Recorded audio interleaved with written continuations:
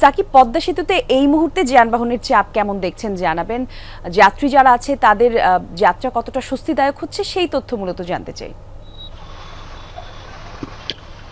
কলি দেখুন, সকাল থেকে কিন্তু এই পথে মোটর সাইকেলের একটি বেশ চাপ ছিল, তবে বেলা বাড়ার সাথে সাথে সেই চাপটি অনেকটাই কমে গিয়েছে। আমাদেরকে পদ্মা সেতু কর্তৃপক্ষ সূত্র যেটি জানিয়েছে সেটি হচ্ছে যে এখন পর্যন্ত দুপুর 11:30 পর্যন্ত আসলে প্রায় 5,000-এর কাছাকাছি মোটর সাইকেল কিন্তু পদ্মা সেতু পাড়ি দিয়েছে আজ।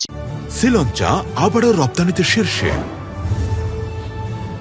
তবে এই মুহূর্তে মোটরসাইকেল না থাকলেও কিন্তু গণপরিবহন এবং ব্যক্তিগত যানবাহনের বেশ কিন্তু একটি সারি তৈরি হয়েছে, এবং এই যে পদ্মা সেতুর মাওয়া টোল প্লাজার অভিমুখে কিন্তু আসলে দীর্ঘ সারি তৈরি হয়েছে। একেবারে পদ্মা সেতু মাওয়া টোল প্লাজা থেকে পদ্মা সেতু উত্তর থানা পর্যন্ত কিন্তু এই যানবাহনগুলো রয়েছে, এবং যে যেভাবে পারছে মূলত বাড়ির পানে চড়ছে গণপরিবহন, ব্যক্তিগত যানবাহন, অনেককে আবার দেখছি পিকআপ ভ্যান, ট্রাকে করেও কিন্তু আসলে বাড়ির পথে ছুটছে, এবং এই পুরো জায়গাটিতে কিন্তু আসলে ঈদ যাত্রীতে অনেকটাই ঠাসা, এবং ক্রমাগত অব্যাহত দেশের দক্ষিণ পশ্চিমাঞ্চলের গড়মুখ যাত্রীরা কিন্তু দেখা যাচ্ছে উত্তরাঞ্চল এবং রাজধানী ঢাকা থেকে এই পথ হয়ে বাড়ির পানে ছুটছে, এবং অর্থাৎ ঈদ যাত্রায় পুরোপুরি কিন্তু এই স্থানটি এই মুহূর্তে মুখরিত, এবং মানুষের অব্যাহত চাপ কিন্তু অব্যাহত রয়েছে, এবং সেক্ষেত্রে কিন্তু আসলে